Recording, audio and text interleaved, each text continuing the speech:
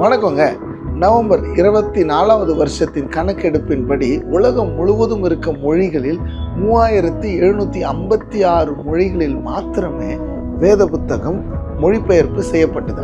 நம்மளுக்கு ஒரு பெரிய பாக்கியம் என்னன்னா 1700களிலேயே தமிழ் மொழி தான் இந்திய தேசத்திலே முதலிலே வேத புத்தகமும் அச்சடிக்கப்பட்டது சீகன்பால்கு மூலமாக.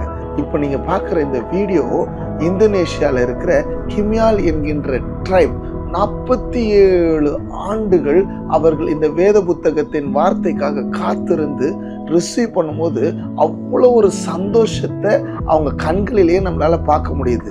அவங்க அதை பெற்றுக்கொள்ளும் போது அப்படி ஒரு மன நிறைவு. இதை நம்ம பார்க்கும்போது வேதத்தில் ஒரு வசனம் எனக்கு ஞாபகம் வருது. உம்முடைய வார்த்தைகள் எனக்கு கிடைத்த உடனே நான் அதை உட்கொண்டேன், அவைகள் என்னுடைய இருதயத்துக்கு மிகுந்த சந்தோஷமாய் இருக்கிறது என்று.